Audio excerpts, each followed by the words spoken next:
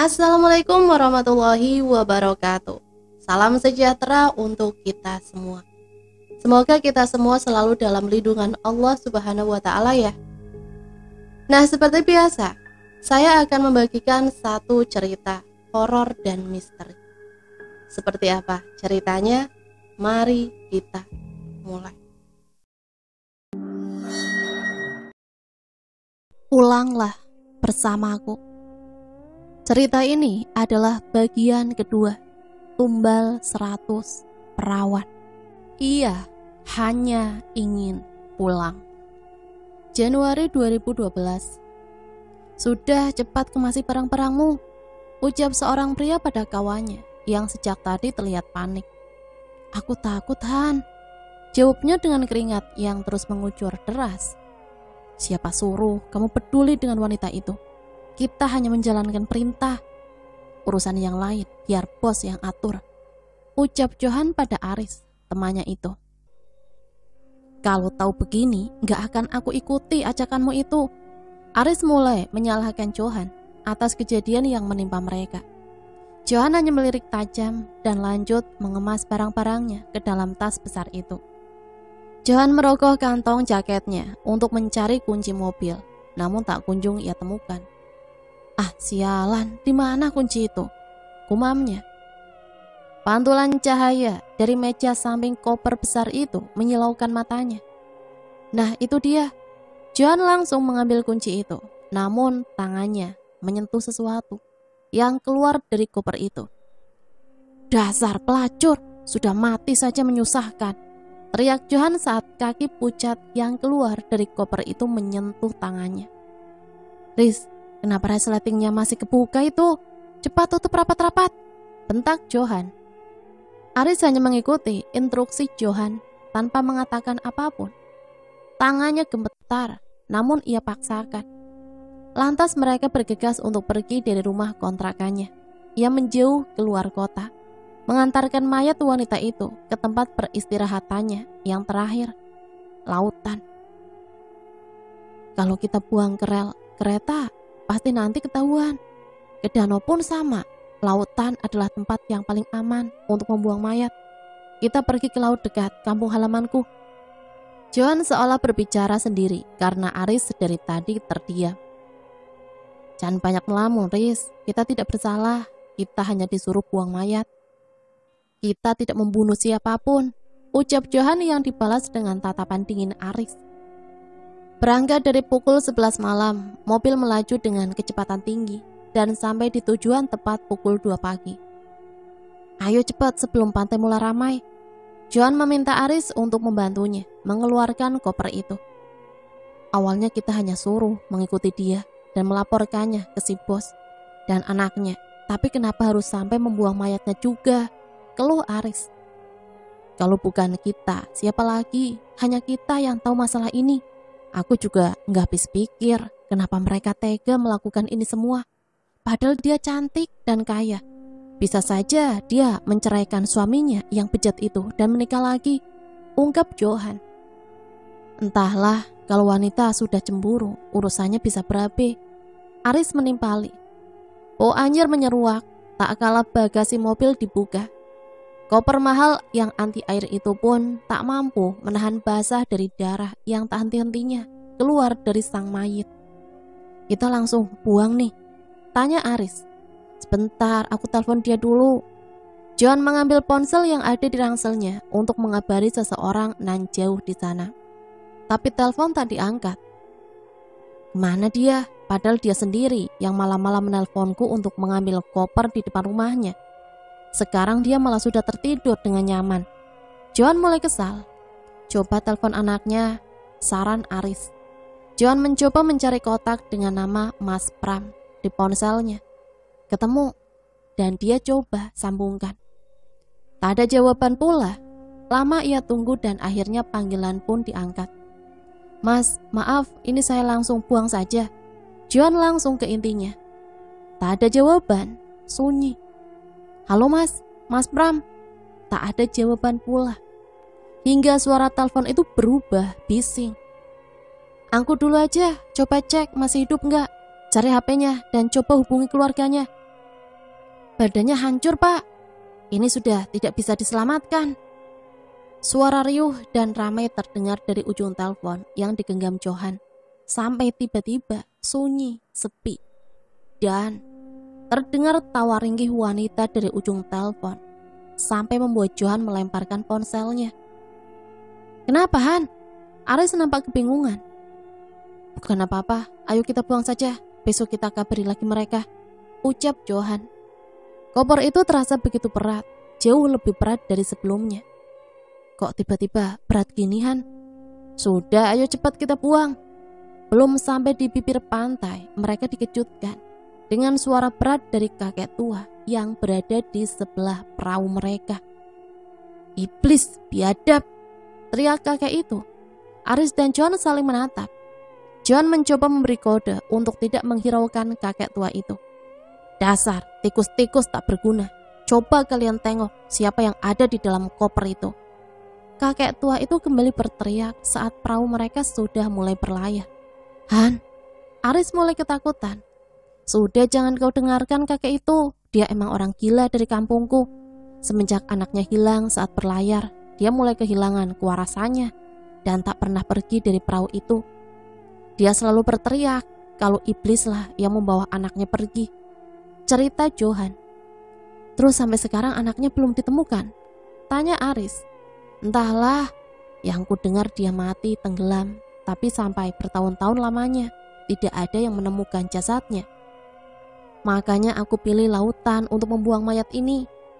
Semakin ke tengah, angin semakin kencang. Ombak yang awalnya tenang semakin lama semakin bergemuruh dan menggoyangkan perahu mereka.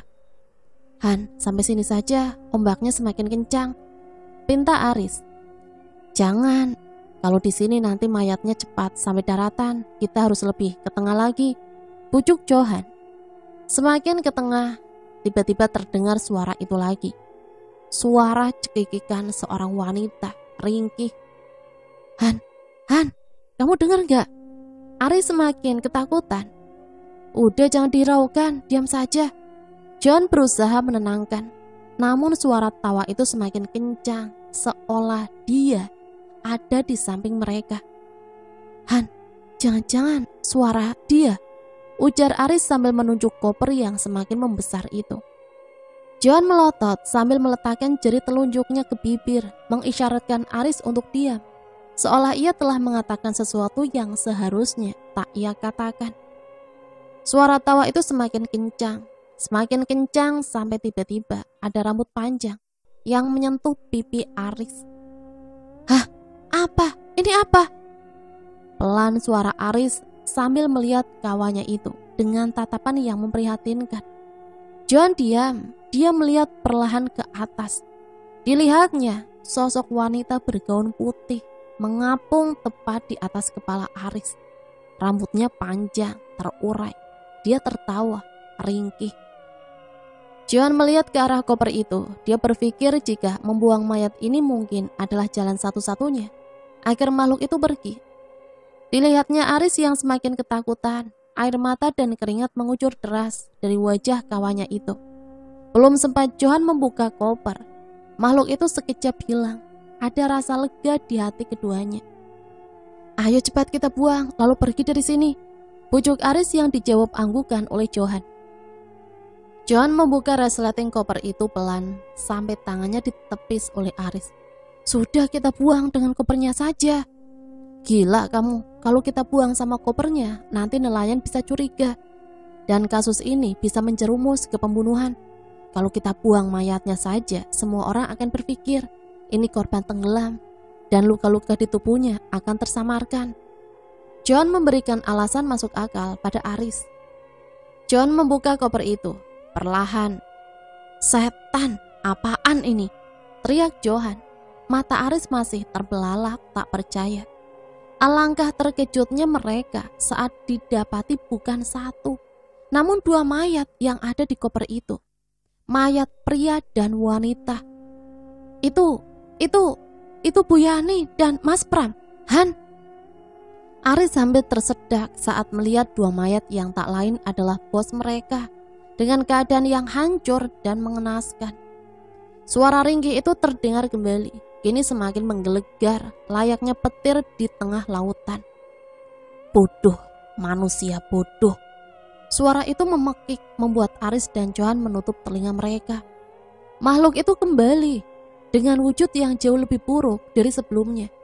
Rambut terurai dengan tanduk yang menancap di kepalanya. Ia menyeringai, menunjukkan taring-taringnya yang tajam, yang siap menerkam. Ia perlahan turun dan berdiri tepat di tengah perahu di antara Johan dan Aris. Kedua tangannya mencekik mereka berdua hingga terangkat dari duduknya. "Iblis sialan!" teriak Johan menatap langsung ke arah matanya. "Sepertinya kau sudah tahu siapa aku." "Han!" Aris merintih. Kesakitan, nafasnya seakan sudah di ujung. "Iblis, pergi sana, kau ke neraka." Johan lilitkan gelang yang ia kenakan pada tangan makhluk itu yang membuat ia meraung kesakitan. Makhluk itu semakin meraung kesakitan dan melepaskan cekikannya. Ia menghilang secepat kilat, sedang Johan serta Aris terbanting dan terduduk lemas.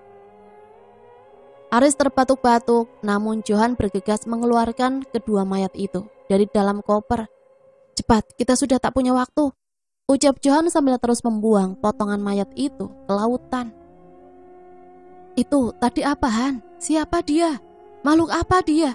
Kenapa kamu bisa tahu? Tolong jelaskan kepadaku semuanya," teriak Aris. "Aku nggak tahu, Riz. Tapi yang pasti, kalau kita takut, iblis akan semakin takut," jawab Johan acuh. "Lah terus kenapa dia bisa meringis kesakitan seperti itu?" Aris masih saja penasaran. "Ini gelang pemberian ayahku, jimat turun-temurun dari keluarga kami. Cara paling ampuh melawan iblis jenis apapun," jawab Johan santai. "Aku masih tidak percaya, pasti kamu tahu sesuatu." "Terserah kau lah, aku nekat melawan karena wajah iblis itu mirip mantan istriku, sama-sama bangsat." Johan mulai cengengesan. "Dasar, sempat-sempatnya kau bercanda."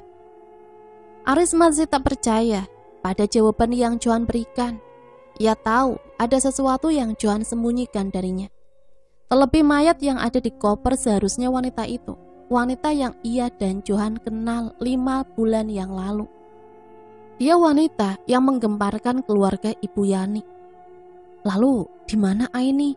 Gumam Aris dalam fisiknya, menerawang jauh ketika pertama kali ia melihat wanita berparas ayu itu. 5 bulan yang lalu. "Ini kamarmu, Yani," ucap wanita itu pada pembantu barunya. "Baik, Bu, terima kasih. Aku pilih kamu karena dapat rekomendasi dari temanku itu loh. Jadi kamu kerja di sini yang baik-baik ya, jangan macem-macem." "Iya, Bu, saya ngerti." Wanita itu pergi berlalu masuk ke ruang tamu dan menghilang dalam bayangan. Di halaman depan terlihat Johan yang sedang mencuci mobil majikannya. "Han, kau sudah lihat pembantu yang baru itu? Cantik kali dia, Han." Aris, satpam di rumah itu duduk sambil menyeruput kopi milik Johan, sambil mengambil rokok yang tergeletak di samping gelas kopi. Dihisapnya rokok itu perlahan sambil melihat kawannya itu masih sibuk mengelap mobil. "Menurutmu akan bertahan berapa lama dia?" tanya Aris sambil menerawang. "Entahlah, bukan urusanku." Heran aku sama Bu Yani. Sudah tahu suaminya tukang selingkuh, masih saja bertahan. Sekarang malah nerima pembantu baru macam dia. Terakhir kali Mbok Samira melihat Pak Gusman pergi malam-malam sendirian. Kau tahu apa yang dia lakukan? Aris coba memancing reaksi Johan. "Bukan urusanku, Riz. Kau itu terlalu banyak bergaul dengan ibu-ibu komplek. Hatam betul kau ngibahin orang. Malu sama kumismu." John menggelengkan kepala. Aku hanya curi dengar saja, Han. Siapa suruh tukang sayur itu selalu nongkrong depan posku?" Aris membela diri. "Lagi pula nih ya, kau itu supir di rumah ini. Tapi tak pernah sekalipun aku melihat kau mengantar Pak Gusman," lanjut Aris dengan segala prasangkanya. "Itu karena aku memang dipekerjakan sebagai supir Bu Yani." Johan melemparkan ibu basah tepat di mulut Aris, membuat api rokok yang ia hisap mendarat di bibirnya. "Ah, baper amat kamu, Han. Aris melemparkan kembali kanebo itu ke tubuh Johan. Bekerja di tempat yang sama selama bertahun-tahun membuat kedekatan mereka sudah seperti saudara kandung, sama-sama anak perantauan. Aris dan Johan yang tak pernah akur jika bicara, namun itulah yang membuat pertemanan mereka awet sampai saat ini. Seminggu telah berlalu, tak ada hal aneh yang terjadi semenjak pembantu baru itu datang. Sampai suatu malam, Aris yang tengah berjaga dan hendak mengambil air galon yang habis di dapur umum. Ia mendapati pembantu baru itu, yang semua orang kenal sebagai Aini, itu sedang duduk di halaman depan kamarnya. "Permisi Mbak." Aris berjalan perlahan. Tak ada sautan dari wanita itu. Saat menuju pintu dapur, dilihatnya lagi dia, masih duduk tertunduk. Aris masuk ke dapur. Ia melotot, tak percaya saat dilihatnya. Aini sedang berada di dapur, memasak sesuatu. Ia lihat kembali halaman depan, masih ada wanita itu. Aris menatap dua tempat itu bergantian. Ia kucek matanya, memastikan apa yang ia lihat bukan halusinasi. "Kenapa Mas?" Suara Aini dari dalam dapur mengalihkan perhatian Aris. Anu Mbak, itu Aris terbata-bata. Wanita itu tersenyum, ia berbalik melihat Aris. "Itu adik saya, nggak usah dihiraukan." "Oh, permisi Mbak." Aris yang tadinya ingin mengambil air, langsung lari terbirit-birit, pergi menuju posnya. Ia lihat wanita itu masih duduk, tertunduk. Esok harinya ia ceritakan kejadian semalam kepada Johan, yang tentu saja ia sanggah. Mengingat Aini hanya datang sendiri, tanpa ditemani siapapun di sini. "Setahu aku, dulu Aini itu pembantu di panti jompo milik temannya Bu Yani, dan dia bekerja di situ sudah bertahun-tahun. Jadi Bu Yani sudah tahu seluk-beluk anak itu, dan dia memang sebatang kara," cerita Johan. "Gak mungkin Han, jelas-jelas semalam dia bilang itu adiknya." "Terus kamu pikir aku berbohong?" "Aku gak bilang kamu bohong, aku cuma bilang Aini itu tinggal sebatang kara. Jadi yang kamu lihat itu mungkin piaraannya." "Hih," ejek Johan yang dibalas tatapan sinis Aris. Keanehan semakin menjadi-jadi saat Aris tidur di pos. Jendela yang lupa ia tutup tiba-tiba terbanting keras dan membangunkannya. "Astagfirullah, apalagi itu?" gumam Aris pelan. Pintu diketuk dari luar, namun Aris tak berani beranjak. Aris yang memang sangat penakut tak mau ambil resiko. Dia mencoba tetap diam tanpa menghiraukan ketukan itu. "Riz, buka, ini aku Johan. Aku ada perlu," teriak seseorang dari balik pintu. Aris diam dan berpikir lama. Tidak mungkin si Johan yang ia kenal sangat acuh itu malam-malam datang ke sini. Lagi pula untuk apa tengah malam dia datang? Pasti orang seperti dia dalam keadaan segenting apapun akan menunggu sampai besok pagi. "Riz, cepat buka." Suara itu semakin keras. Aris langsung meraih ponsel yang dia simpan di atas meja dan menghubungi nomor Johan untuk memastikan. "Angkat, bisik Aris, dan seketika suara teriakan pun berhenti. Lama tersambung, akhirnya telepon dari Aris diangkat oleh Johan. "Apaan sih? Malam-malam ganggu orang tidur aja." Suara Johan terdengar kesal. Han, kamu gak di depan pos aku?" Aris mulai meringis. "Ngomong apa sih? Aku lagi tidur lah di kontrakan. Ngapain aku ke situ? Udahlah, aku tutup nih." "Han, aku takut ini. Tadi aku dengar suara kau dari luar, minta dibukakan pintu." "Apaan? Gak jelas, aku lagi tidur ini. Itu mungkin adiknya si Aini. Ih, temenin aja, aku tutup ya." Johan malah menutup telepon yang membuat Aris semakin kalap. Punya kawan kok kayak gini banget sih? Aris meringis ketakutan. Bukan malah hilang, suara di balik pintu itu kini berubah menjadi suara tangisan dan berubah kembali menjadi suara tawa. Aris kembali meringkuk mencoba mengabaikan suara-suara itu. Suara tawa itu semakin keras dan diikuti bisikan dari balik pintu. "Antar Aini pulang Mas, tolong." Suara itu pelan namun jelas dari balik pintu. Andini, jangan dekati dia. Suara itu kembali terdengar begitu jelas di telinga Aris. Dia melirik jendela samping pintu. Dari gorden yang sedikit terbuka, dia coba sedikit mengintip. Terlihat sosok wanita dengan rambut panjang, terurai, menyeringai dari balik jendela. Aris sontak kalap dan tak berhenti berteriak sampai seseorang mencoba menenangkannya. Riz, kau kenapa? Woi, sadar, bangun, ini aku. Tanpa sadar, Aris menjambak rambut Johan yang sengaja datang karena khawatir pada sahabatnya itu. Au, sakit, lepasin rambutku. Johan meringis kesakitan, namun Aris masih kalap. Dan saking kesalnya, ia tampar pipi temannya itu sampai sadar. Kalau begini tingkahmu, setan juga sudah takut duluan. Johan mulai kesal. Ini beneran, kau Han? Aris memastikan. Apa aku terlihat seperti kuntilanak? Johan ketus.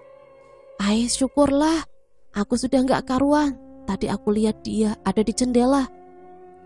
Sebenarnya ada apa sih? Tanya Johan mulai penasaran. Entahlah, semenjak aku mergoki adiknya si Aini itu, aku diganggu terus. Tiap malam Han, kadang ketok-ketok pintu, kadang pagar rumah juga dipukul-pukul. Tapi baru kali ini aku dengar suara dia. Cerita Aris. Suara? Maksudmu? Johan mulai mendengarkan dengan seksama. Dia bilang, antar Aini pulang. Terus jangan dekati Andini. Entahlah, tak ada yang aku ngerti. Ngapain coba dia minta antar si Aini pulang? Terus siapa pula Andini itu? Aris masih terlihat bingung. Aini, Andini. Johan mencoba mengingat sesuatu. Kenapa? Kamu tahu dia? Enggak, aku nggak tahu. Oh ya Aris, aku mau minta bantuanmu. Johan mencoba mengalihkan pembicaraan. Apa? Kalau kamu lihat gerak-gerik Aini yang mencurigakan, tolong laporin ke aku ya. Apalagi lah itu, sudah ketahuan kah? Aris seakan sudah paham dengan maksud Johan. Baru beberapa minggu aja, si tua Gusman sudah melancarkan aksinya. Capek aku dimintai Bu Yani. Aris mengangguk dan mengerti maksud Johan. Seolah ini sudah menjadi hal yang biasa bagi mereka. Semenjak Johan datang malam itu, gangguan yang dialami Aris tak lagi muncul, dan suara itu seakan hilang dari ingatan Aris. Beberapa bulan telah berlalu. Ada perbedaan yang sangat signifikan dari sosok Aini di mata semua orang yang ada di rumah itu. Dia seakan menampakkan wajah aslinya yang selama ini dia sembunyikan. Sampai di bulan kelima, Aini mengundurkan diri, tiba-tiba, dan mengatakan jika ia telah mendapatkan pekerjaan baru. Tak terima dengan alasan itu, Bu Yani memarahinya, dan terjadilah percecokan di antara keduanya yang menjurus kepada hal yang sudah Bu Yani curigai selama ini. Perselingkuhan Aini dan Pak Gusman, suaminya, yang membuat Bu Yani naik pitam, sehingga menampar Aini hingga tersungkur. Pertengkaran hebat itu dilerai oleh Pram, anaknya, yang mengusir Aini pergi dari rumah malam itu juga. Aris dan Johan yang berada di pos menatap bingung saat Aini pergi dari rumah itu membawa tas besar. Ia pergi dengan senyum menyeringai, penuh ejekan untuk siapapun yang dia maksud. Pram keluar dari rumah, dipanggil Johan. Ikuti wanita itu, lapor padaku setiap gerak-geriknya. Dan jika kamu lihat si tua bangka itu bersamanya, ambil foto mereka. Akan kuhancurkan hidup keduanya. Pram terlihat begitu geram.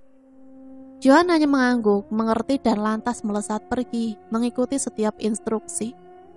Dia meminta kepada Aris untuk tetap berjaga dan melaporkan padanya jika ada hal yang mencurigakan terjadi. Johan sepertinya sudah lebih tahu tentang perselingkuhan bosnya itu. Ia pergi ke hotel yang biasa mereka berdua kunjungi. Benar saja, ia melihat Aini dan Gusman sedang check-in. Gusman yang sibuk di bagian administrasi tak terlalu menyadari hal itu. Namun mata Aini jelas-jelas bertemu dengan mata Johan. Tatapan akrab itu, seolah memori masa lalu mereka telah kembali. Dasar pelacur. Gumam Johan yang dibalas tawa Aini. seolah ia dapat mendengar umpatan Johan yang berada di seberang jalan itu. Johan membuang muka, ia tancap gas dan berlalu dari hotel itu. Ia seakan sudah muak melihat tingkah mereka berdua yang mengumbar kemesraan di depan umum. Menjijikkan, gumamnya. Keesokan harinya Johan datang ke rumah majikannya itu dan langsung menemui Pram.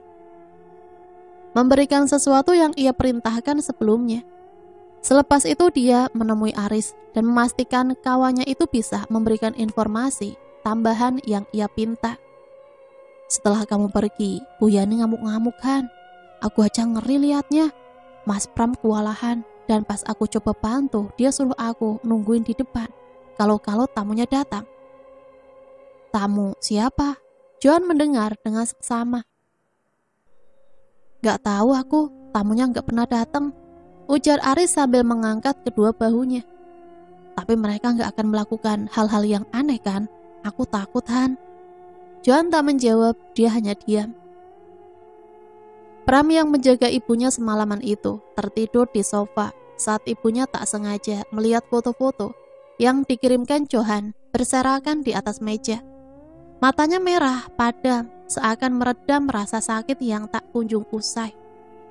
Ia tahu suaminya bejat, namun kali ini wanita yang menjadi selingkuhannya bukanlah wanita sembarangan.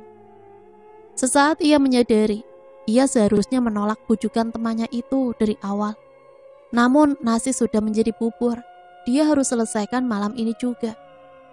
Sore itu setelah tahu jadwal sang suami, ia memutuskan untuk pergi sendiri menemui perempuan itu. Yani pergi menuju hotel sendiri. Iblis seperti kau ini sudah sepantasnya ada di neraka. Kau tahu kenapa aku menerimamu bekerja di tempatku? Itu karena temanku tahu kau iblis. Dia sengaja mengirimkan kau padaku agar aku hancur. Tapi dia tak tahu kalau aku bisa menghancurkanmu dengan kedua tanganku. Yani berteriak di depan kamar hotel Aini. Pintu kamar dibuka, tak ada seorang pun di sana. Yani menghela nafas, dia masuk perlahan, mengendap ke dalam kamar. Yang ia lihat tak menemukan siapapun di sana. Pintu ditutup dengan kencang dengan sendirinya, membuat Yani berbalik melihatnya. Tak ada seorang pun di situ. Ia mulai gusar dan kembali berteriak. Keluar kau iblis sialan, adikmu kau bunuh, teman-temanmu kau korbankan. Apa kau pikir aku tidak tahu apa yang telah kau perbuat?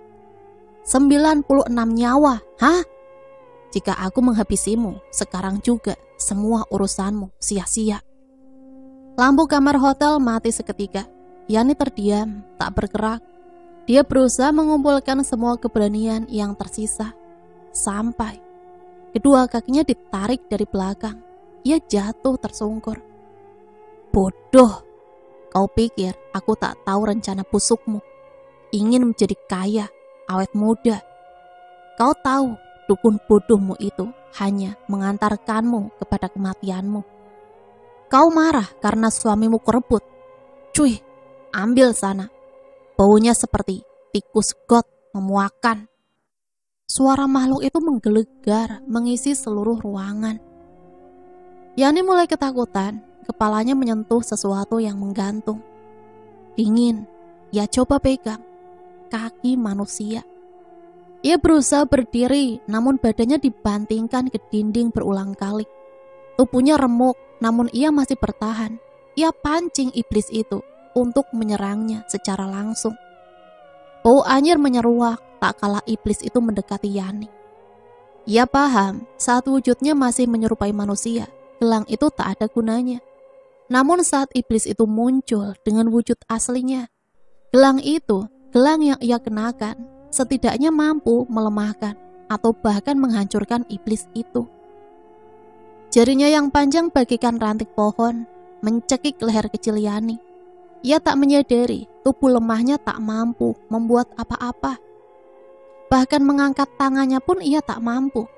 Yani lemas, ia pasrah. Sang iblis tertawa kegirangan. Ia hancurkan Yani hingga tak berbentuk. Pram terbangun dari tidurnya. Ia lihat jam sudah menunjukkan pukul 8 malam. Ia lihat keadaan ibunya yang ia tinggal di dalam kamar, kosong. Pram kalap, foto yang ia letakkan di atas meja hilang. Ia bergegas mengambil kunci mobil dan melesat pergi ke hotel tempat wanita itu menginap. Dan tepat di mana ia yakini ibunya berada. Di tengah perjalanan, ia melihat seseorang yang melambaikan tangan ke arahnya. Seorang kakek tua, dia seolah meminta Pram untuk berhenti, namun tak ia pedulikan. Ia masih terus melaju dengan kecepatan tinggi, sampai akhirnya Pram dikejutkan dengan kecelakaan beruntun yang ada di depannya. Sebuah truk bermuatan pasir terguling dan menabrak dua kijang di depannya. Pram mengerem mendadak. Ia berhenti dan keluar sebentar karena ia lihat begitu banyak kerumunan. Tanpa ia sadari, truk dari belakang menghantamnya dengan keras. Sang supir tak mampu menghindar. Pram seketika hancur. Ia mati dalam keadaan yang sama dengan ibunya, tak berbentuk. Suara riuh para warga mengerumuni tempat kejadian itu. Angkat dulu aja, coba cek masih hidup nggak, cari HP-nya dan coba hubungi keluarganya. Badannya hancur pak, ini sudah tidak bisa diselamatkan. Sopir truk itu diminta turun dan menjelaskan kronologinya. Ia gemetar. Ia begitu takut warga sekitar akan langsung menghakiminya. Tubuhnya yang tua renta dan kurus serta wajah keriputnya begitu jelas menyiratkan bahwa ia sudah mengalami banyak hal dari hidupnya sebagai seorang supir truk, termasuk kecelakaan yang ia alami saat itu. Saya bersumpah, demi Allah, saya nggak lihat korban. Dia tiba-tiba muncul di depan truk saya dan saya tidak bisa banting setir atau bahkan langsung mengerem. Saya juga kaget. Belanya. Salah seorang warga yang ada di tempat kejadian menambahkan, saya tadi lihat mobilnya memang berhenti di tengah jalan pak. Si korban turun dan melihat sesuatu yang ada di depannya. Saya nggak tahu dia lihat apa, tapi yang pasti tindakannya itu membahayakan pengguna jalan lainnya. Seorang warga lainnya menimpali dengan argumen yang tak kalah mengejutkan. Tadi saya juga lihat dia turun, tapi dia turun dengan seorang wanita. Lalu truk datang dan menggilas keduanya. Semua orang saling menatap, keheranan. Kembali ke masa itu. Perahu Johan dan Aris sampai di tepi pantai tepat pukul 4 pagi. Aktivitas pantai sudah mulai ramai. Mereka segera pergi dan berlalu sebelum mentari pagi menampakkan diri. Kita sebaiknya kembali ke rumah itu. Kalau kita tiba-tiba menghilang akan sangat mencurigakan. Jadi sebaiknya kita kembali sebelum semua orang tahu, ungkap Aris. Buah si malakama, kalau kita kabur, kita selamat, tapi akan jadi buron selamanya. Dan sekalinya tertangkap, tidak akan bisa ada sanggahan lagi. Kalau kita kembali, tentu itu sama saja menyerahkan diri. Kamu pikir dengan kita kembali, gak akan ada yang menuduh kita? Mustahil. Justru kita akan menjadi sasaran utama untuk dijadikan tersangka. Ada 2 nyawa yang hilang, Riz. John menegaskan. Lalu sebaiknya apa yang harus kita lakukan? Tanya Aris lagi. Entahlah, untuk sekarang kita ke rumah orang tuaku dulu. Ada barang yang harus kuambil dari sana. Sesamanya di kediaman orang tua Johan. Sepi, tak ada seorang pun di sana. Rumahnya kosong. Ini rumahmu, Han? Dulu, sebelum bapakku meninggal. Jawabnya singkat. Terus sekarang, ditinggali siapa? Tanya Aris seraya melihat kondisi rumah yang dipenuhi rumput ilalang dan tak terurus sama sekali. Layaknya rumah kosong. Dahulu kakakku tinggal di sini, tapi semenjak suaminya meninggal, dia pindah ke kota seberang. Jawab Johan sambil masuk ke dalam rumah. Aris tak bertanya lebih lanjut lagi. Aris menunggu di luar sementara Johan masih berada di dalam. Lama menunggu, akhirnya kawannya itu keluar dengan membawa bungkusan yang lumayan besar. Apa itu? Johan tak menjawab, ia langsung menuju mobil dan mengajak Aris untuk segera pergi dari sana. Kemana kita, Han? Kita kembali ke rumah itu, apapun resikonya, kita harus hadapi. Sesamanya di rumah itu, ramai, tak ada mobil polisi dan banyak warga yang berkumpul di halaman depan rumah itu. Aris dan Johan melihat dari kejauhan, mobil mereka diparkir 5 rumah dari rumah Pak Gusman. dan mereka turun sambil mengendap melihat apa yang sebenarnya terjadi. Sampai seseorang menarik mereka ke dalam semak-semak. "Kalian ngapain di sini?" bisik seseorang yang mereka kenal, Pak Samin, satpam rumah sebelah. "Min, ada apa ini?" Aris mulai panik. "Pak Gusman dibunuh," jawab Samin sambil melotot. "Apa? Kok bisa? Bagaimana ceritanya?" Aris kembali bertanya, namun Johan sendiri dari tadi diam, seakan dia sedang mengamati rumah itu. "Dibunuh di hotel dan mayatnya digantung. Ada yang bilang Bu Yani sama anaknya yang bunuh Pak Gusman, makanya mereka sekarang kabur. Dan si Aini bilang kalian juga terlibat pembunuhan berencana itu." Samin dengan berapi-api menceritakan apa yang sebenarnya terjadi. Kami nggak bunuh siapa-siapa, Min. Bahkan kami baru tahu Pak Gusman dibunuh," bela Aris. "Justru itu aku tarik kalian ke sini. Aku nggak percaya kalian bisa terlibat. Kalau urusannya udah sama polisi, berabe, yang nggak salah aja bisa jadi tersangka," ujar Sarmin. "Tapi beneran kan kalian nggak terlibat?" Sarmin memastikan kembali. Enggak Min, kita nggak tahu apa-apa," Aris menjawab dengan terbata. "Tadi kamu bilang siapa, Min? Aini?" tanya Johan. "Iya, si Aini itu. Aku lihat dia nangis kejer pas jenazah Pak Gusman datang di antar mobil polisi. Ini berita heboh dari semalam. Kalian masa nggak tahu? Emang kalian habis dari mana?"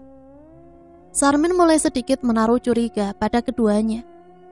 "Aku habis dari rumah orang tuaku. Aris aku ajak. Kami nggak terlibat, Min, sumpah," John meyakinkan Sarmin.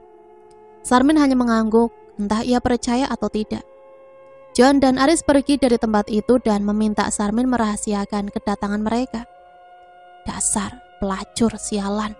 Seenaknya dia fitnah kita," umpat Johan dengan muka merah padam. "Maksudmu si Aini?" "Iya dia, siapa lagi?" "Han, aku tahu aku bodoh dan lamban dalam memahami semuanya. Tapi aku gak sebodoh itu kalau gak menyadari semua ini berhubungan dengan anak itu.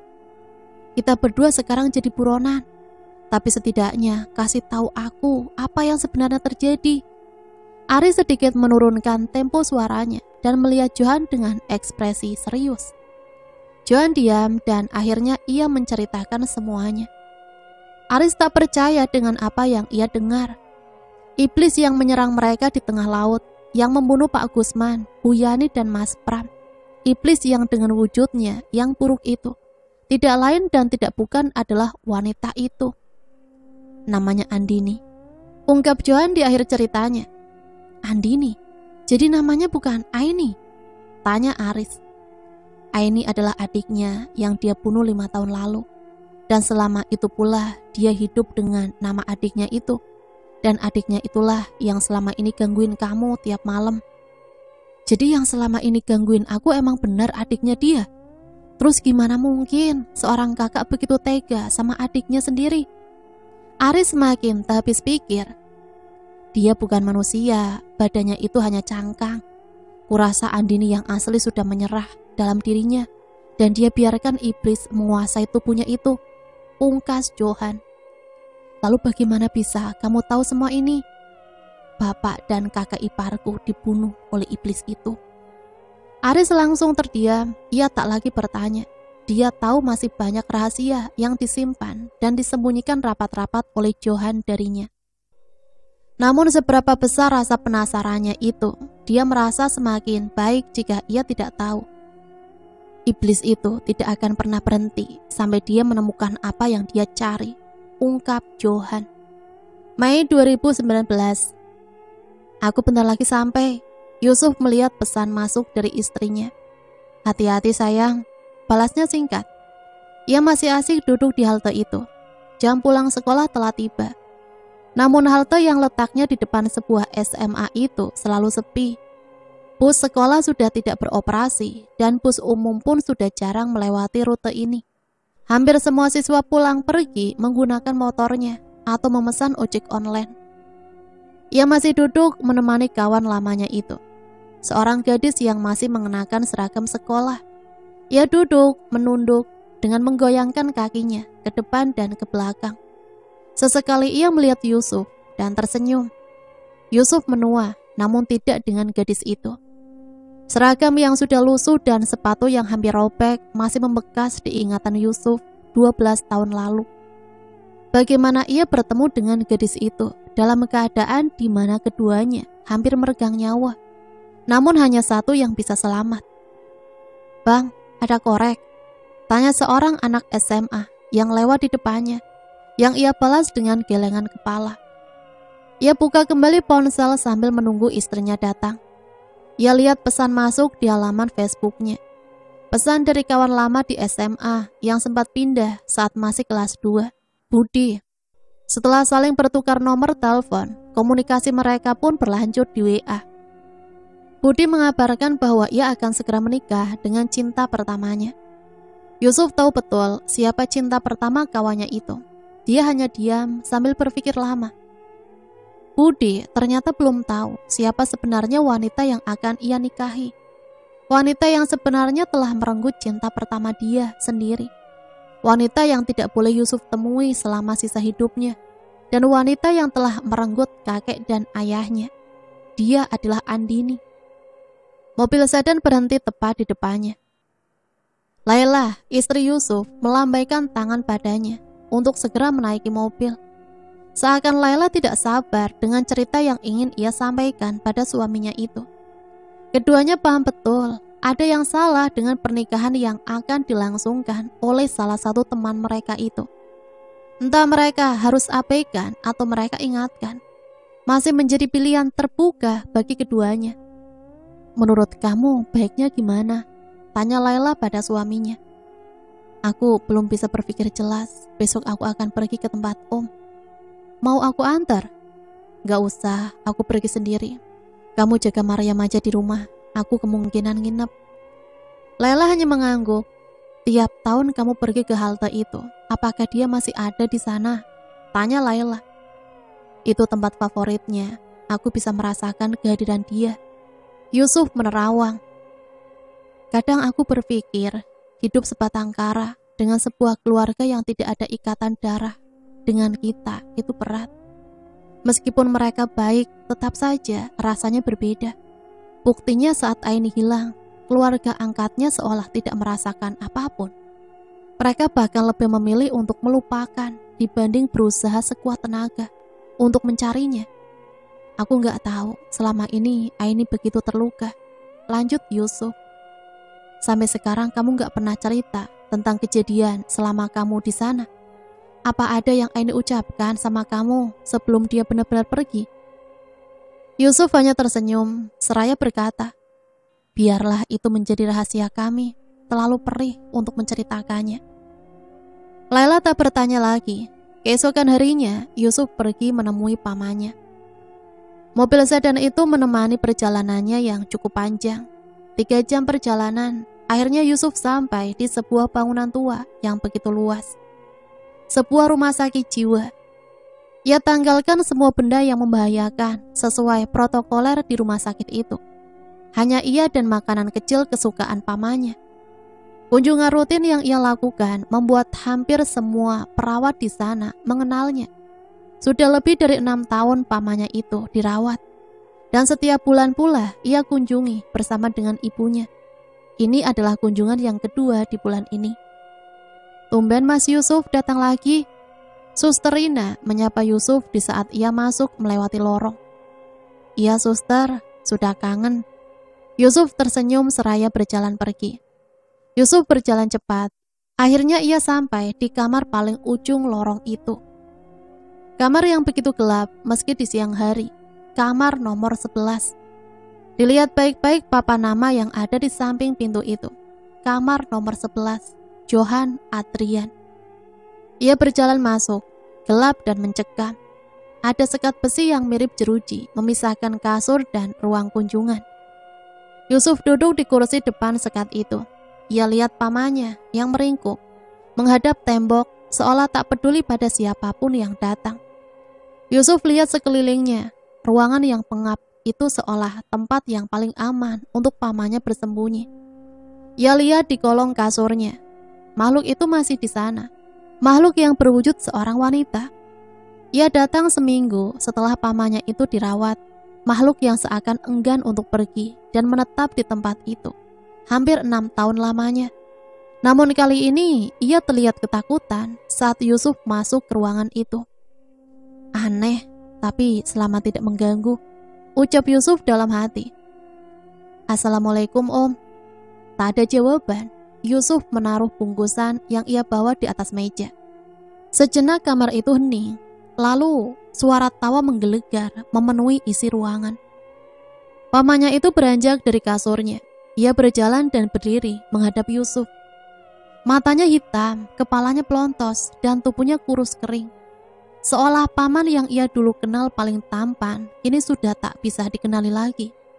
Ia tertawa seraya berkata, "Dia datang." Yusuf tersenyum kecut. Sepertinya dia mencariku. Kalian semua seharusnya membiarkan aku mati, supaya tak ada lagi korban setelahnya. Aki, bapak, dan sekarang Om juga harus menderita karena aku, ucap Yusuf. John terdiam, dia melihat wajah ponakannya itu dengan seksama. Kau mirip kakekmu, keras kepala, ucapnya. Apa yang harus aku lakukan, Om? Kalau aku tidak pergi menemuinya, akan banyak korban lagi. Yusuf tertunduk, lesu. Terus menghindar, asal bukan kamu yang mati, biar saja. Kalau kamu ikut mati, perjuangan bapakku dan bapakmu akan sia-sia, bentaknya. Kalau aku terus menghindar, berapa banyak nyawa yang harus hilang? Sela Yusuf. Yang penting bukan kamu. Yusuf sudah tahu jawaban apa yang akan diberikan oleh pamannya itu. Namun ia tetap berharap semoga untuk kali ini pamannya akan memberikan jawaban yang berbeda. 12 tahun yang lalu, saat bapakku menceritakan padamu bagaimana kamu ditemukan, ia berbohong. Sejatinya perjanjian itu berjalan secara sepihak. Andini tidak pernah menawarkan apapun pada bapak. Ainilah yang mengatakan untuk jangan muncul di hadapan kakaknya. Dan Aini pula lah yang memberitahukan di mana kamu berada. Cerita Johan. Yusuf terdiam seolah sudah tahu semuanya. Saat itu Aki tidak berbohong. Dia memang tidak tahu. Aini yang menolongku dan Aini juga yang mengirim pesan itu kepada Aki. Namun Aki melihat pesan itu datang dari Andini.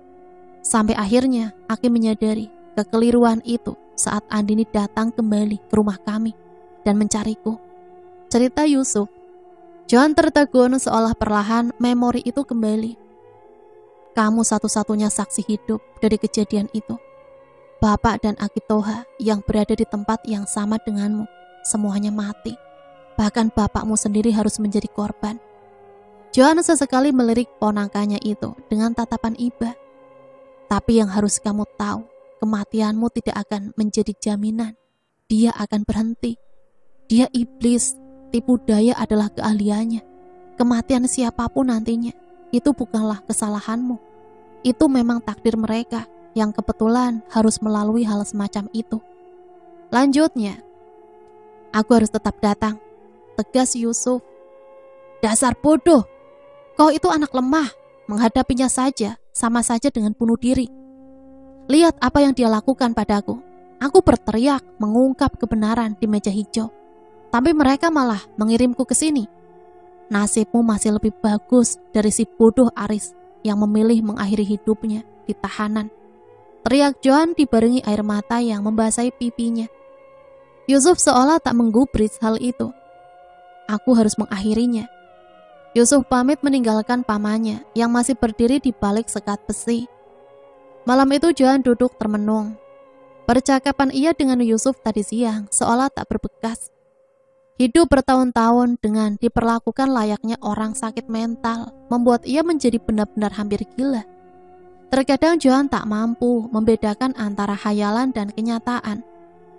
Sampai tiba-tiba sosok itu kembali datang, seorang sahabat yang sengaja menjenguknya. Ia duduk di sebelah kasur Johan dan menatapnya dengan akrab. Kulitnya hitam, legam dan dipenuhi luka bakar. Kau datang, Riz. Johan terbangun dan duduk di atas kasur. Ia tersenyum. Matanya yang hitam pekat membalas senyuman Johan. Tadi aku mimpi Yusuf datang ke sini, ucap Johan dengan penuh semangat. Sosok itu tak membalas. Dia bilang, Andini kembali. Kau ingat? Iblis sialan itu, dia kembali. Johan tertawa dengan penuh kengerian, membuat suasana semakin mencekam. Sosok itu berdiri dan memberikan seutas tali pada Johan. Sekarang giliranmu, mati atau tersiksa. Sosok itu pergi menembus pintu besi, meninggalkan Johan yang duduk tak berkutik. Sesampainya di rumah, Yusuf menceritakan semua yang ia bicarakan dengan pamannya itu. Sejenak Laila terdiam. Aku setuju dengan Om Johan, ucap Laila. Lebih baik menghindar daripada harus berurusan lagi dengan dia. Yusuf tak membantah, ia sudah terlalu lelah. Alasan ia bercerita pada istrinya itu karena ia tak mau menyembunyikan apapun darinya dan membuat Laila semakin khawatir. Tepat pukul 4 pagi, ponsel Yusuf berbunyi nyaring. Ia biarkan, namun masih tetap berdering. Siapa subuh-subuh gini nelpon? Gumamnya kesal. Dilihat Laila ikut terbangun. Siapa? Tanya Laila.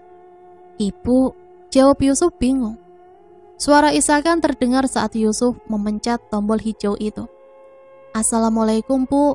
Ibu kenapa? Om Johan Faisal, Om Johan meninggal, ucap suara di ujung telepon. Innalillahi wa inna ilaihi rajiun. Yusuf sekarang ke rumah ibu, nanti kita ke sana bareng-bareng. Tanpa berlama-lama, selepas sholat subuh Yusuf dan keluarga bergegas menuju rumah ibu untuk selanjutnya menuju rumah sakit. Bagaimana ceritanya, Bu? Yusuf bertanya sesaat setelah ibunya naik ke mobil. Tadi subuh, ibu dapat telepon kalau Om Johan meninggal gantung diri. Ibu masih menangis. Astagfirullah, kok bisa, Bu?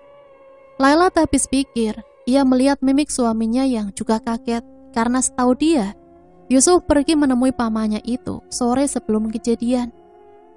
Ibu juga nggak tahu bagaimana kronologinya. Pihak rumah sakit hanya kasih tahu sampai situ saja. Laila masih mencoba menenangkan ibu sambil sesekali melihat Yusuf yang ada di kursi kemudi melalui kaca spion. Yusuf lihat Maryam yang tertidur lelap di jok depan sampingnya. Ia lihat Laila dan ibunya yang ada di kursi penumpang. Mereka saling menatap dalam sepi. Sesampainya di rumah sakit jiwa, Yusuf menggendong ibunya, sementara Laila menggendong Maryam. Mereka diarahkan ke kamar Johan. Kain putih yang menutup sekucur tubuhnya yang kurus itu perlahan dibuka oleh ibu Yusuf. Ia tak kuasa menahan tangis saat sang adik tercintanya.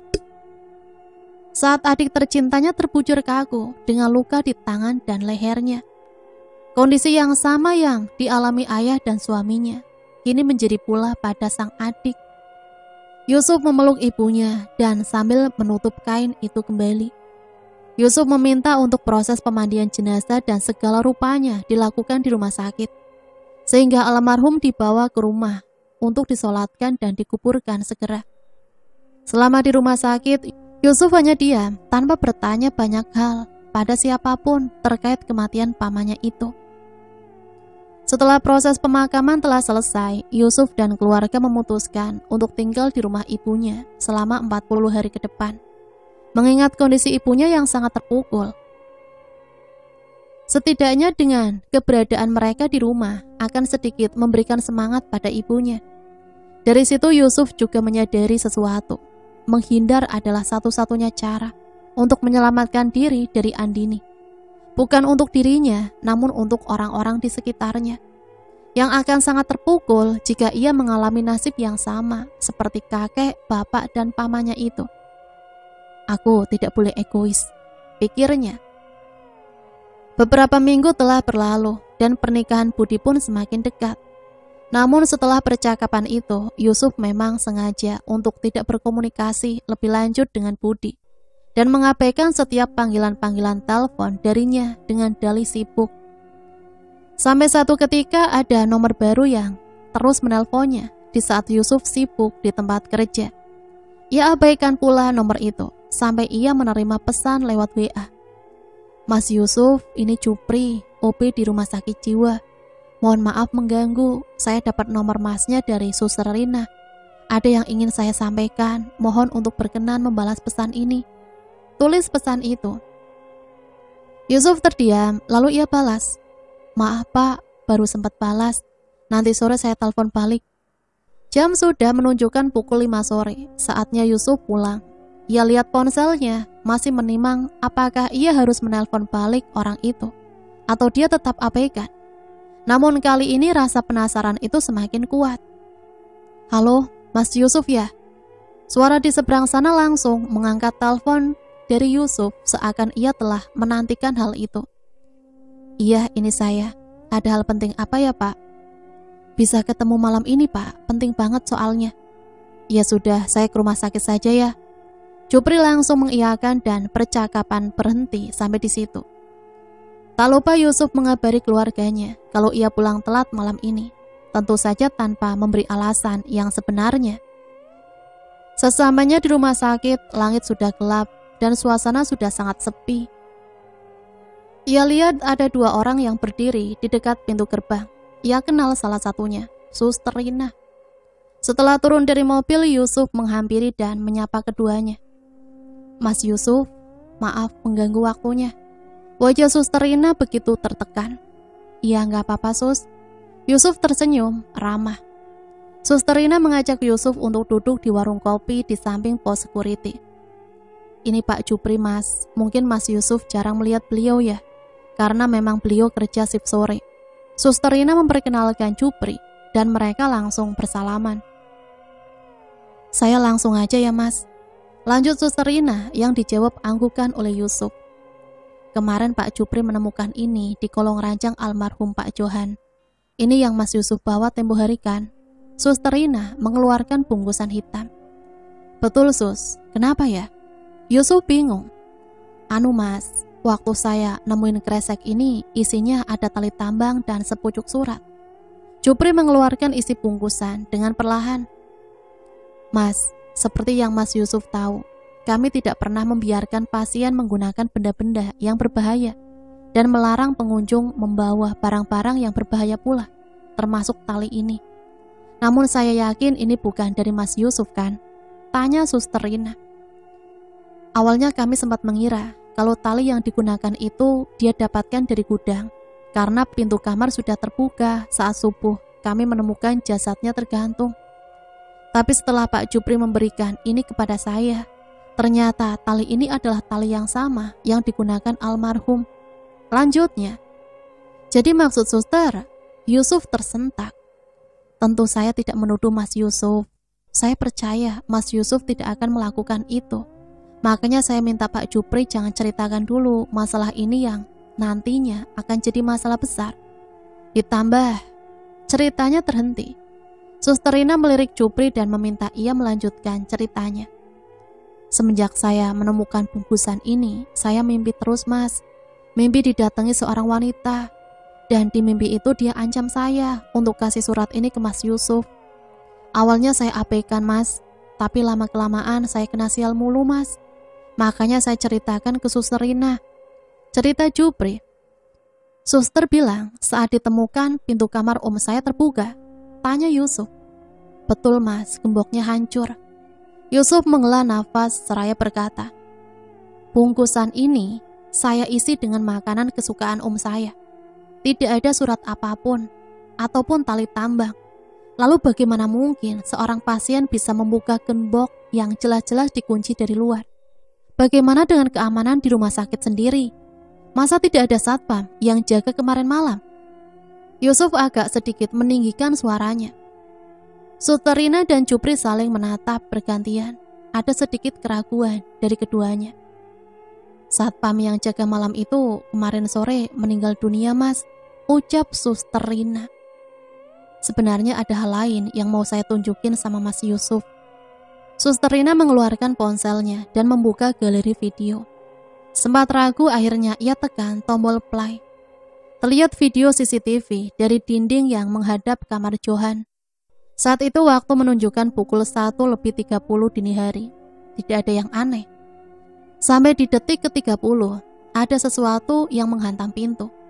Tak berwujud, namun pintu itu seakan terhantam benda yang begitu besar. Dan tiba-tiba gembok yang mengunci kamar jatuh dan hancur. Pintu kamar terbuka. Dan video dari CCTV terhenti secara tiba-tiba. Suster Rina bergidik saat ia melihat cuplikan video itu lagi. Video ini saya dapatkan dari rekan saya di bagian IT. Dia tahu saya yang bertanggung jawab di bangsal ini. Dan ditambah Pak Jupri juga meminta tolong kepada saya untuk menyampaikan surat ini pada Mas Yusuf. Ini sebenarnya ada apa ya Mas? Terlihat ketakutan dan kekhawatiran dari raut wajah Suster Rina. Saya bingung harus memulai dari mana. Namun untuk sekarang mohon suster rahasiakan ini dari yang lain. Dan untuk Pak Jupri, suratnya saya terima. Dan insya Allah tidak akan ada gangguan lagi yang akan Bapak alami. Yusuf meyakinkan keduanya. Suster Rina dan Jupri mengangguk mengerti. Pak Jupri, Bapak boleh kembali ke rumah sakit dulu, takut ada yang cari. Ujar Suster Rina. Baik Sus, saya permisi. Jupri meninggalkan mereka berdua dan bergegas kembali bekerja. Yusuf masih duduk mengamati video CCTV tersebut. Suster Rina sedikit ragu untuk mengatakan sesuatu, sampai akhirnya ia utarakan semuanya. Mas, saya mohon maaf sekali. Saya sudah lancang. Sebenarnya saya sudah ceritakan perihal ini kepada guru saya. Karena memang ini sangat mengganggu saya juga, Mas.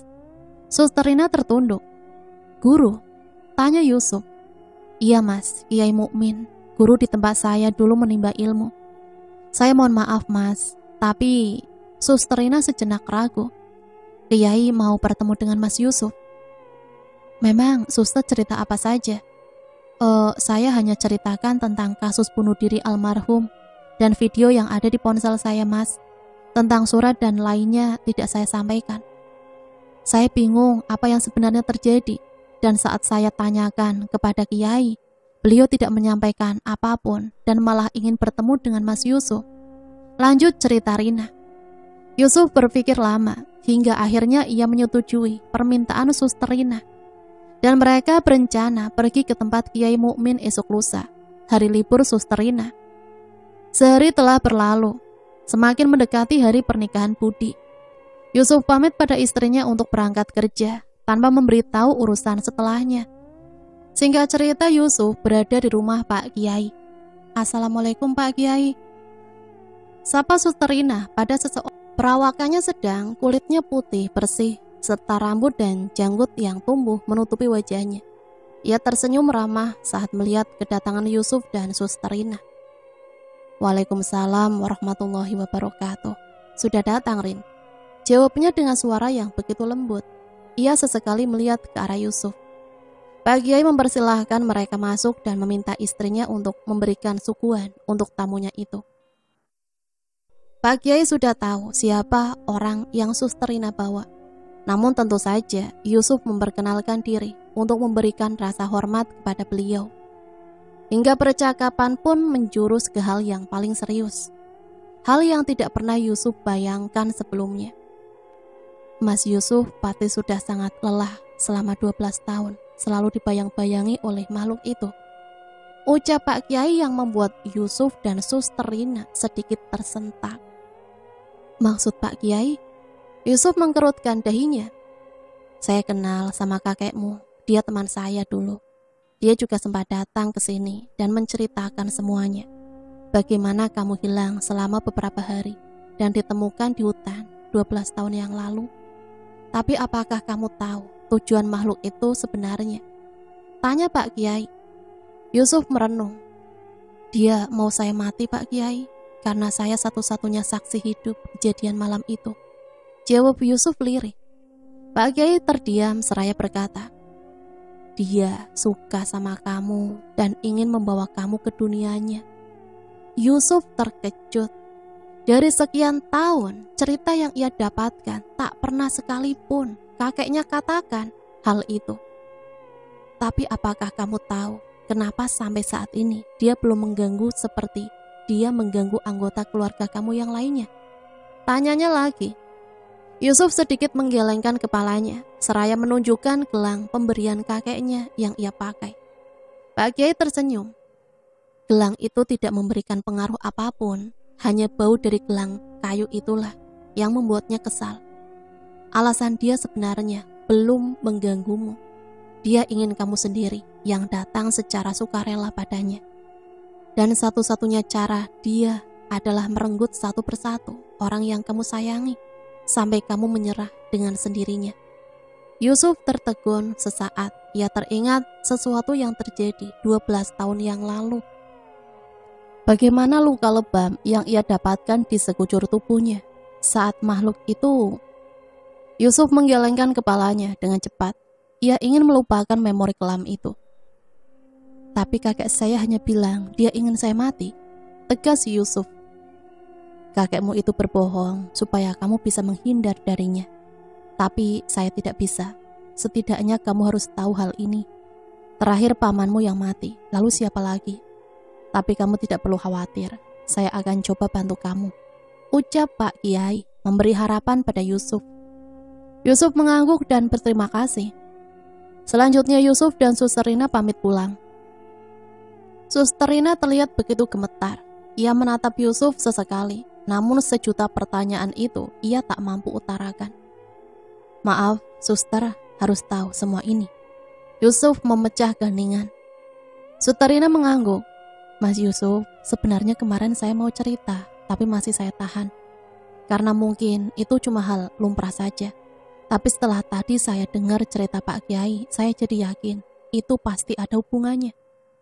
Yusuf mendengarkan cerita seksama. Pak Kadir, satpam yang semalam itu jaga, saya dengar cerita dari istrinya. Kalau malam di saat Pak Johan meninggal dunia, dia lihat ada wanita yang masuk lewat gerbang rumah sakit menuju bangsal Pak Johan. Dan saat Pak Kadir kejar, dia sudah menghilang. 2 jam kemudian, saat Pak Kadir sedang keliling dan sampai di depan kamar Pak Johan, ia menemukan almarhum tergantung di kamarnya. Cerita Suster Rina. Lalu, apakah Pak Kadir meninggal karena hal itu juga? Tanya Yusuf dengan wajah yang begitu merasa bersalah. Oh, itu saya kurang tahu mas. Saya nggak tanya hal itu sama istrinya. Yusuf tersadar sesuatu. Andini selama ini telah mengikutinya.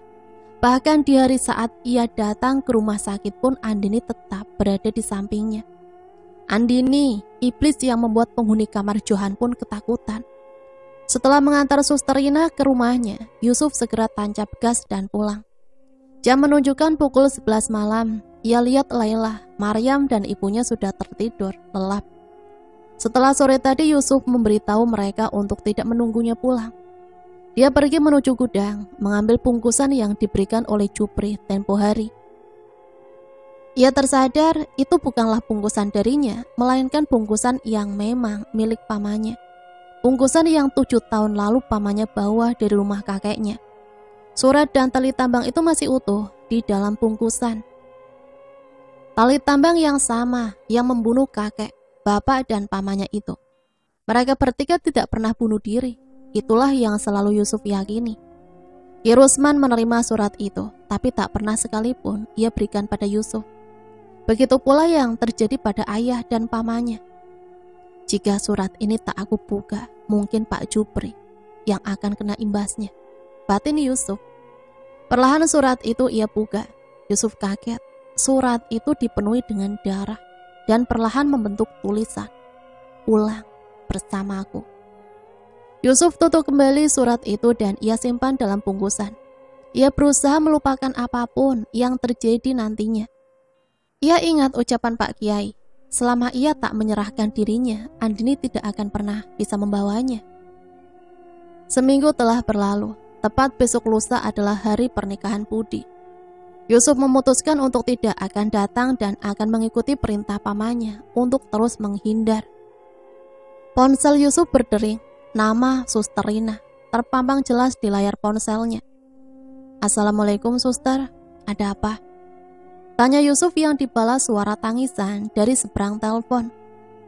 Mas, Pak Kiai meninggal dunia tadi subuh. Suster Rina masih terus terisak. Yusuf bergegas pergi menuju rumah duka.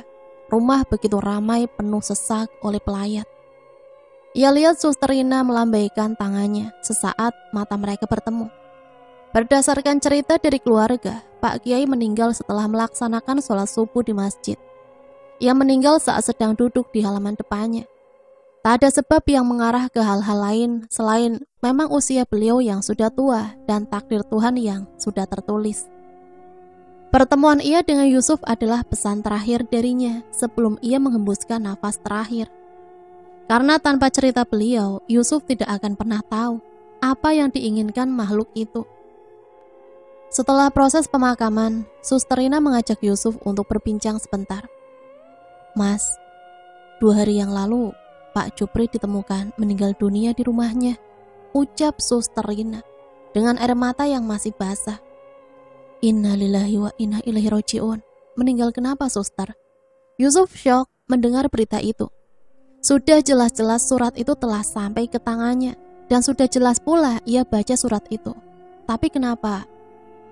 Keluarganya nggak mau bilang, tapi para tetangga bergosip kalau Pak Jupri bunuh diri, ucap Suster Rina dengan penuh kekhawatiran.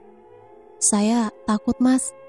Yusuf terduduk lemas. Kini bahkan orang lain pun menjadi korbannya. Ia menyadari siapapun yang melihat surat itu akan menjadi korban selanjutnya selama Yusuf tidak pulang bersama makhluk itu. Belum sempat jantungnya kembali normal, chat dari Laila membuyarkan pikirannya. Laila mengirim sebuah foto yang di situ terlihat sebuah bungkusan dan sepucuk surat. "Aku minta maaf, Maryam ambil boneka di gudang, dia nemuin ini, maksudnya apa?" Pesan marah dari Laila terasa begitu tajam menusuk jantung Yusuf. Bukan karena ia takut Laila curiga, tapi kenyataan bahwa anak dan istrinya telah melihat dan membaca surat itu. Yusuf seketika menangis. "Suster, saya berjanji tidak akan ada yang terjadi pada Suster. Tapi saya mohon bantuannya. Jika setelah purnama esok saya nggak kembali, tolong kunjungi istri saya dan berikan kunci ini." Suster Rina mengangguk. Ia melihat kunci itu dengan seksama. "Ini kunci kotak kayu di bawah lantai kamar saya." Yusuf menjelaskan kembali sebelum Suster Rina bertanya lebih lanjut. Ia pamit meninggalkan rumah duka menuju tempat yang bisa jadi rumah terakhirnya. Yusuf kembali melihat undangan yang diberikan oleh Budi. Ia ikuti petunjuknya dari lokasi yang tertulis di sana. Lumayan jauh, bahkan terbilang pelosok kota. Ia lihat kembali sekeliling jalannya, mulai jarang ada rumah. Ia hampir sampai dan di sudut jalan terlihat rumah besar dari kejauhan. Sepi. Untuk ukuran rumah yang esok hari akan diadakan pernikahan. Ini tentu saja hal yang janggal. Yusuf turun dari mobil dan segera menuju gerbang rumah itu. Ia tekan bel berkali-kali, tidak ada jawaban. Ia lihat sekeliling, rumah yang paling dekat berjarak 50 meter. Ia berjalan menuju rumah itu dan ia lihat ada wanita tua yang duduk di depan teras rumahnya. "Assalamualaikum, Bu, maaf mengganggu." "Iya, Mas, ada apa?" "Ini betul rumah Pak Budi?" Yusuf menunjuk rumah besar itu. "Pak Budi yang mana ya, Mas?" "Pak Budi, dia yang mau menikah besok, Bu." Yusuf bingung bagaimana ia harus menjelaskannya. "Menikah? Ini rumah milik Pak Setio dan istrinya. Mereka memang punya anak namanya Budi, tapi dia sudah meninggal, Mas. Sudah lama itu, waktu masih kuliah dulu." "Meninggal? Meninggal kenapa, Bu?" Wajah syok Yusuf tak bisa ia sembunyikan. "Kecelakaan tunggal, Mas." Yusuf tak percaya apa yang baru saja ia dengar. Ia pamit dan berjalan sangat pelan menuju mobilnya. Masih mencerna apa yang sebenarnya terjadi. Perlahan ia berjalan. Namun saat ia mencoba melihat kembali ke rumah itu, rumah beserta wanita tua itu menghilang. Yusuf jatuh tersungkur. Ia mundur dalam keadaan duduk. Tak percaya apa yang baru ia lihat. Ia perlahan berdiri dan mencoba berlari menuju mobilnya. Sampai ketiga, rumah besar yang terpampang jelas di matanya hilang. Yusuf seperti dibawa pergi dari tempat itu. Kini sekelilingnya berubah menjadi rumah besar lainnya. Rumah besar di tengah hutan. Yusuf tersadar ia telah kembali ke neraka yang sama seperti 12 tahun yang lalu. Namun Yusuf beranikan diri untuk masuk kembali. Ia ingin menyelesaikan semuanya. Bau anyir menyeruak tak kala Yusuf membuka pintu besar itu, lembab dan kotor. tempat yang paling nyaman didiami makhluk halus. Ia lihat sekelilingnya, tak ada yang berubah. Ia menuju ruang makan, meja bundar itu masih utuh berdiri. Ia duduk di kursi utama, sampai tiba-tiba muncul cahaya dari dalam rumah. Semuanya mendadak berubah. Rumah itu berubah seketika, layaknya rumah megah lainnya. Yusuf menyadari kini ia telah masuk ke dunia mereka. Tiba-tiba satu persatu kursi itu terisi oleh makhluk lain. Sampai senyum itu, ia lihat Budi duduk berseberangan dengannya. Di sampingnya ada Aini. Rumah kosong itu berubah penuh sesak, bahkan terlalu ramai. Yusuf terus-menerus memejamkan matanya sampai tangan basah dan bau amis itu menyentuh pipinya. "Kamu sudah pulang." Andini tersenyum. Yusuf membuka matanya. Ia lihat wajah Andini yang kembali berwujud manusia. Air mata Yusuf tak henti mengalir, mengenang Laila dan anaknya di rumah. Asalkan mereka selamat, lirihnya dalam hati. 1 bulan telah berlalu. Laila tertekan melihat Maryam yang menangis terus-menerus mencari ayahnya. Perasaan Laila campur aduk, antara marah dan sedih atas hilangnya Yusuf. Pesan terakhir yang ia kirimkan sebelum suaminya pergi adalah surat itu. Surat yang meminta Yusuf untuk pulang, entah dengan siapa. Namun ibu Yusuf terus meyakinkan Laila untuk tetap percaya pada suaminya itu. Karena ibunya tahu betapa Yusuf menyayangi istri dan anaknya. Tapi tentu itu tidak mudah dilakukan Laila. Yusuf terlalu banyak menyimpan rahasia darinya.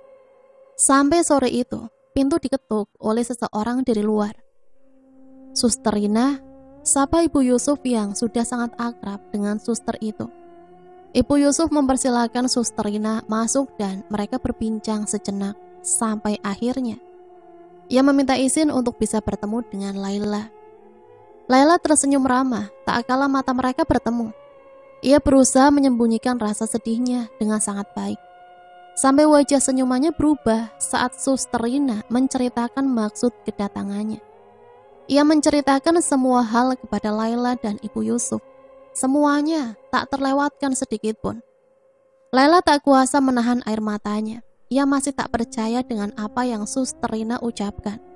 Ia masih terus menggelengkan kepala, seolah itu hanya bualan saja. Bilang saja kalau Yusuf pergi dengan wanita lain, itu lebih mudah untuk saya mempercayai daripada alasan yang tak masuk akal ini, teriak Laila. Laila membuka ponselnya, mencari grup chat SMA yang dulu ia dapati, surat undangan dari Budi itu. Tak ada. Grup chat itu menghilang. Ia coba telepon teman-teman satu persatu. Tak ada satupun yang menerima undangan itu. Bahkan temannya yang lain memberitahu Laila tentang musibah yang dialami Budi. Apa ini? Laila masih belum percaya sampai Suster Rina mengeluarkan sesuatu dari tasnya. Kunci yang dititipkan Yusuf padanya. Sebelum pergi, Mas Yusuf menitipkan ini kepada saya, Mbak. Kunci untuk kotak kayu yang dia simpan di bawah lantai kamarnya. Laila langsung berlari menuju ke kamarnya dan memeriksa satu persatu lantai di sana. Ada satu kotak keramik yang terlihat berbeda dari yang lainnya. Semen di sekitarnya telah keropos. Laila mencoba angkat dan benar saja ada tempat kosong di situ. Kotak kayu kecil tersimpan di sana. Ia buka kotak itu, penuh dengan surat. Setiap amplop tertulis nama Laila dan tanggal di atas namanya. Ia lihat satu persatu, sampai ia lihat amplop dengan tanggal 9 Juni 2019. Sehari sebelum pernikahan Budi dan sehari sebelum ia menghilang. Perlahan Aini membuka surat itu. Dear Laila, jika surat ini sampai di tanganmu, itu artinya aku sudah tidak bisa lagi berada di sampingmu dan melanjutkan perjalanan ini. Banyak cerita yang ingin aku bagi, namun aku tak mau itu membebanimu. Aku ingin kamu hidup normal, tanpa diliputi rasa takut ataupun risau. Hidup sampai di usiaku yang sekarang sudah seperti mukjizat yang tak pernah aku bayangkan sebelumnya. Kamu selalu bertanya, apa yang sebenarnya terjadi malam itu Dia menyelamatkan hidupku, dan aku hanya bisa menyia-nyiakannya. Namun satu hal yang aku syukuri sampai saat ini, kembali bangkit dari kematian dan menemukan kebahagiaan dengan menikah denganmu dan memiliki Maryam adalah hal terindah yang Tuhan berikan kepadaku. Hingga akhirnya waktuku benar-benar telah tiba.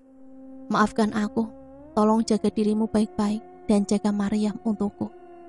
Lanjutkan hidupmu dan temukan kebahagiaan dengan seseorang yang kamu cintai kelak, yang selalu mencintaimu, Yusuf. Ia membaca setiap baris dengan seksama. Air mata tak henti-hentinya mengalir. Layla berteriak dan menangis sejadi-jadinya. Ibu dan Susterina yang masih berada di ruang tamu saling menatap, sampai akhirnya ibu izin pamit untuk melihat menantunya itu. Bu, sebentar. Susterina menahan dan memegang tangan ibu Yusuf. Saya awalnya berjanji jika Mas Yusuf tidak kembali setelah tanggal 10, saya akan datang ke rumah. Tapi saya urungkan karena saya terlalu takut. Sampai akhirnya kemarin ada surat yang datang ke rumah saya. Surat tanpa nama pengirim dan tanpa nama penerima yang diletakkan di selah pintu rumah saya. Sepertinya ini surat untuk ibu. Susterina mengambil sesuatu dalam tasnya. Sebuah surat berwarna coklat yang sudah usang, terlihat telah dibuka sebelumnya. Ibu Yusuf mengangguk tersenyum, namun air matanya terus mengalir. Ia ucapkan terima kasih kepada Susterina. Susterina pergi berlalu. Perasaannya terasa sedikit lega saat amanah yang ia terima dapat tersampaikan. Meski ada dua orang yang hatinya terluka karena pesan itu. Dengan nafas berat, ibu membuka surat itu perlahan. Setelah apa yang terjadi pada ayah, suami dan adiknya, kini terjadi pula pada anaknya. Air mata tak henti-hentinya menetes di setiap baris pada lembar surat yang ia baca. Ibu jatuh tersungkur. Anaknya telah pergi. Ia benar-benar telah pergi. Ibu, terima kasih untuk segalanya. Terima kasih karena telah sudi untuk menjadi seorang pahlawan bagi anakmu ini. Terima kasih karena telah memilihku menjadi anakmu. Dan terima kasih untuk segala doamu yang terus mengiringi perjalanan hidupku. Ibu, berjuta maaf tak akan bisa menghapus setitik kesalahanku yang selama ini telah banyak mengecewakan ibu. Maaf karena belum mampu menjadi anak yang berbakti. Maaf karena belum mampu membuatmu bangga. Dan maaf karena belum mampu sepenuhnya membahagiakanmu. Maaf karena anakmu ini banyak luka, duka, dan air mata yang tak pernah lepas hingga sampai saat ini. Ibu, maaf karena aku harus pamit lebih dulu. Yusuf. Itulah satu cerita yang bisa saya bagikan. Semoga cerita ini bisa menemani hari-hari teman-teman semua ya. Sampai di sini saya pamit undur diri, mohon maaf apabila banyak salah kata. Sampai berjumpa kembali di cerita selanjutnya. Matur suwun. Wassalamualaikum warahmatullahi wabarakatuh.